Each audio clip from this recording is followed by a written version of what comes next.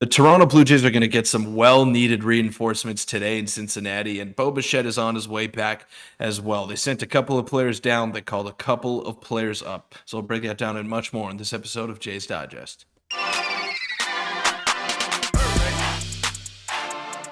What's up, Jays fans? I'm your host, Peter Vryonis, alongside host Nick Gosse, and huge series this weekend, Nick. And I can't even put this lightly. This is a huge series, probably the biggest one of the year. And it's not because of the opponent that you're playing. It's just because of the scenario that you are currently in if you're the Toronto Blue Jays. They got 3 games coming up against the Reds. Then their schedule kind of starts to die down a little bit. They got some weaker opponents, but the Seattle Mariners, who are breathing down the necks of the Toronto Blue Jays, have a 3 game set of their own against the Houston Astros.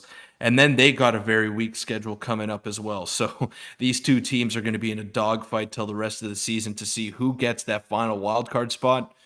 And this is the time we live for as baseball fans. Yeah, it feels like a playoff, series coming up. It's felt like the playoffs for the past couple of weeks, but especially now, towards the end of August with the way the Mariners have been playing. They're only a half game, back of us for that final wild card spot. And if the Blue Jays don't make the playoffs, it would be nothing short of a disaster. Before we get into the video, make sure to hit the subscribe button. We're on the road to 8,000, so make sure to hit that button. And let's just get right into it. There's a lot of roster moves that went down. We have a couple of injury updates specifically regarding Bo Bichette, and the team is finally starting to get back to some semblance of what they are at full power. So this was official as of 27 minutes ago.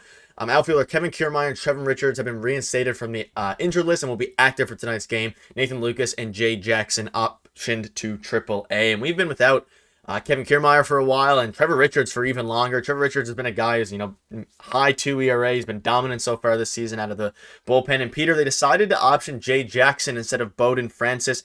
It's probably because of Bowden Francis's options and how many he has remaining. I'm not sure, and I don't think it's many because he's been optioned down so much. But regardless, Jay Jackson is now sent down despite his phenomenal season. And we do have Trevor Richards back as well as Kevin Kiermaier and replacing Nathan Lucas. Yeah, it's pretty safe to say that Jay Jackson will be back up on September 1st once the rosters do expand. And I'm glad that it wasn't Genesis Cabrera because he's been a very big part of this team as well. Bowden Francis, I think the reason why they leaned with him, his stuff's a little bit better than Jackson's. And he's got the ability to go 2, 3, maybe even 4 innings, as evident against the Chicago Cubs in that first game where they got blown out. He came in with like 3 innings in relief. So he's very valuable in that sense, the length that he can provide for you. I'm very happy to see Trevor Richards back, and I didn't think I'd be saying that at the start of the season, but now he's been one of the more consistent relievers that the Jays have had. You can put him in leverage, you can put him multiple innings at a time. He's just been so valuable for this team, and someone that the Blue Jays desperately need back. Jordan Hicks has been pretty good. Genesis Cabrera has continued his good work, but you do need another high leverage guy.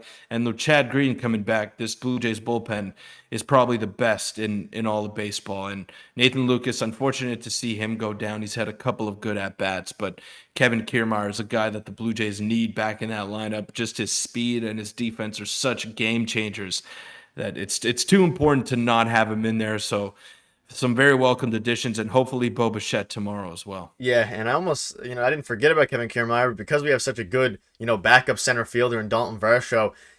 Having Kevin Kiermaier back is absolutely huge, and obviously split the little series in the last series, but all these injuries kind of caught up to us all at once at a very, very bad time. So now that we got Matt Chapman, is of course back. We have tons of players starting to come back. Trevor Richards is another under the radar guy who's gone for a good bit, and like you said, it's a good point about Genesis Cabrera. He would have been the guy who got optioned probably instead of Bowden Francis. They're more of 1 or 2 inning guys, and Genesis Cabrera has been unbelievable, and it also takes some weight off of Tim Mesa, which I think they value pretty heavily. And and then this will be the lineup tonight after activating Kevin Kiermaier with Matt Chapman. So we have Merrifield, Belt, Guerrero, Biggio, Chapman, Kirk, Varsho, Espinal, Kiermaier. So still not the best lineup, but Biggio has been absolutely mashing as well. That can't go understated. But even having Kevin Kiermaier in that 9 spot is very, very big, especially in a lineup that still has Espinal because of Bo Bichette's injury. And any quick thoughts on this lineup before we go over to the Bo Bichette injury update front?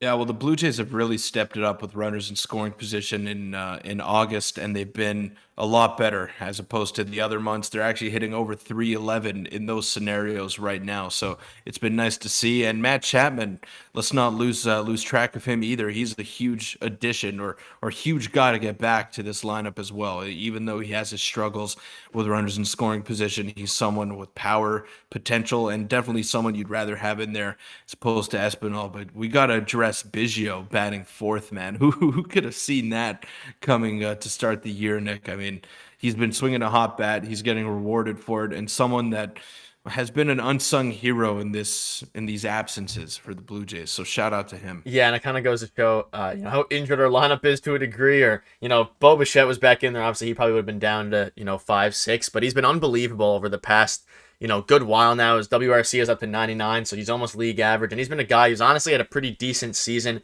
He's always had, the power and his limited at bats. He's pretty close to Vladdy in the home run race. But let's move on now to the Bo Bichette injury update front. And this came from John Morrissey. He said, obviously, Bo Bichette, hit a home run yesterday in Buffalo. Great sign for the Jays. And he said he's likely to be activated to the MLB roster at some point in this weekend series, and discussing his impact on the MLB network. He's not activated tonight.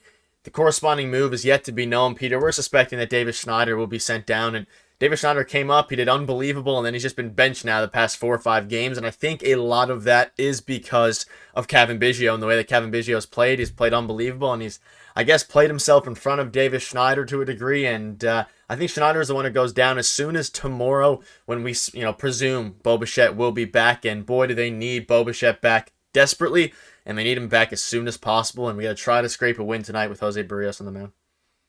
I mean, you'd like for it to be Espinal being the one going down or being DFA'd, whatever it may be, just because Davis Schneider is someone that could offer that power potential. And he's not as versatile, he's not as good defensively as Espinal is, but he didn't really get a chance. He had a couple of bad games, then he was out of the lineup altogether. And I guess that's the one knock on John Schneider and this coaching staff. They don't really give a runway to these players to go out there and perform. So it sucks to see, but you don't want him rotting on the bench either. I guess the league kind of figured out that he's not too great at catching up to the high fastball, and they exposed that part of his swing. But still, man, like the potential was there, and it was one of the better stories in all of baseball. And now you're getting him sent down. That's probably going to be the guy that is sent down. It's not confirmed yet, but I guess if you're replacing Davis Schneider with Bo Bichette, you can't really complain because the Jays need Bichette back more than anybody. So I guess we'll take what we can get at this point. Yeah, and I'd honestly argue that I'd probably rather Davis Schneider in the defensive end than Santiago Espinal the way that he's played this year. He had that crucial error in the last game. I wouldn't go but that far. I wouldn't as a go that far. he's having a really bad defensive season. He is. But He is. But I would still rely on him more. still I agree. the track record. Yeah. The track record. However, I don't know. I'm just a bit fed up with Espinal the way that he's played this season. But I agree. They should have, given Schneider a bit more one way. Yeah, he had 2 or 3, bad games, or I don't even consider bad, not ideal games, offers. But who knows? Maybe they surprise us tomorrow. This hasn't been confirmed yet. Maybe they surprise us with sending down Santiago Espinal, and we're talking about a whole different thing tomorrow. But that'll wrap up the video. Lots of, news going down. And this is a very, very crucial stretch for the Toronto Blue Jays. We're going to have some post-game streams for you guys coming up. Probably one this weekend. We'll keep you updated with that. But Jays need to win some baseball games because the Seattle Mariners, as crazy as it was about us talking about maybe them trading for Teoscar Hernandez to us, very, very quickly has turned into a very, very tight playoff race. So that'll wrap up the video. Thank you guys for watching, and hopefully the Jays will win this evening. Thanks.